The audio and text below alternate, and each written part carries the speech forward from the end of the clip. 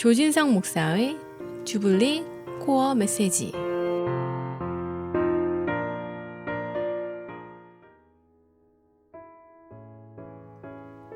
하나님이 주시는 참되고 큰 기쁨이 애청자 여러분 심령과 가정 속에 충만히 임하시기를 바랍니다.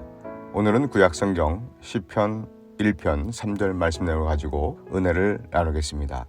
시편 1편 2절에 보면 하나님께서 말씀하시는 복 있는 사람은 여호와의 율법을 즐거워하고 그 율법을 주야로 묵상하는 사람이라고 말씀하셨습니다. 하나님의 말씀이 하나님께서 주시는 복이 임하는 통로요 비결이 된다는 것이죠. 그리고 그 다음 3절 말씀을 보게 되어지면 하나님께서 말씀하시는 이 복 있는 사람이 받게 되는 그 혜택을 말씀해 주시면서 이 복 있는 사람의 절정을 이루게 되는데요. 그 첫 번째가 바로 시냇가에 심은 나무가 된다는 것입니다. 여기서 시냇가로 번역되어 있는 이 히브리어 펠레그라고 하는 단어인데요. 이 단어는 자연적으로 생성된 시냇가라기보다는 누군가에 의해 계획적으로 만들어진 인공 시냇가라고 하는 의미가 담겨 있습니다. 팔레스타인 지역의 그 사막 기후 특성에 따라 이 자연적으로 형성된 시냇가는 평소에는 물이 흐르지 않고 메말라 있다가 우기가 되어서 큰 비가 내리면 마치 강물처럼 흐르는 그런 시냇가입니다. 이것을 이제 드라이 밸리 와디라고 합니다. 워낙 태양빛이 뜨거운 건기 때는 물이 완전히 말라 버린다는 것이죠. 그런데 이 시편 1편 기자가 말하는 시냇가는 어떤 수원지에서 물을 끌어와서 수로를 만들어 놓은 소위 인공 시냇가, 관계 수로라고 얘기하지 않습니까? 인공 시냇가를 의미하는 그런 단어를 쓰고 있다는 것은 아무리 더위가 오고 가뭄이 와도 뜨거운 태양이 장렬하게 내리쬐도 절대 마르지 않고 계속 신선한 물이 공급되는, 그래서 마르지 않는 시냇가에 심은 나무와 같은 사람이 바로 복 있는 사람이라고 하는 것입니다. 이 마르지 않는 시냇가는 바로 하나님의 말씀을 가리키는 말입니다. 우리 인생에 뜨거운 태양 같은 시련과 고난이 찾아와도 우리의 영혼이 마르지 않는 이유는 그 물을 끊임없이 대주는 분이 있다는 것입니다.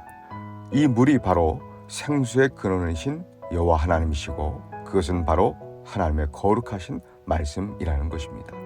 복 있는 사람은 이렇게 영혼 소생의 근원지에 연결되어 있는 사람이라는 것이죠. 저와 애청자 여러분도 하나님의 말씀에 뿌리 내려 어떤 어려움과 고난과 역경을 만나도 조금도 흔들리지 않고 넉넉히 이겨나가시는 펠레그, 그 시냇가에 심은 나무가 되시기를 주님의 이름으로 축복합니다.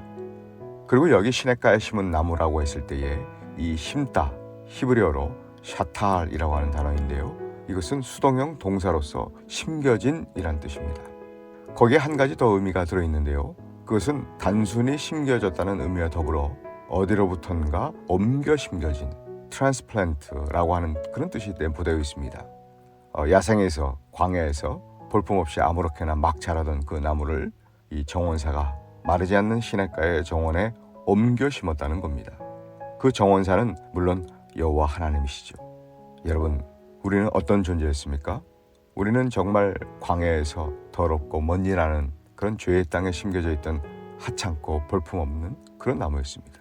그런 우리를 정원사이신 여호와 하나님께서 당신께서 손수 지으신 영원히 마르지 않는 생명수가 흐르는 하나님의 아름다운 정원으로 우리를 옮겨 심어 주셨다는 것입니다. 그래서 가뭄이 와도 뜨거운 태양볕이 내리쬐도 결코 마르지 않도록 끊임없이 생수를 공급받는 그 자리에 옮겨 심겨진 정원수가 바로 구원받은 저와 애청자 여러분이신 것을 믿으시기 바랍니다. 광야 속에 버려진 인생이 어떻게 거룩하고 영원하고 목마르지 않는 그 샘물 같은 하나님의 말씀을 듣고 깨닫는 그 자리까지 올 수 있었겠습니까? 이 사실은 전적으로 하나님의 은혜요, 은혜 중에 은혜라고 하는 것입니다. 자, 그 다음엔 어떻게 됩니까? 철을 따라 열매를 맺게 해주신다는 것이죠. 여기서 열매는 its fruit로 이 한정사가 사용되고 있습니다.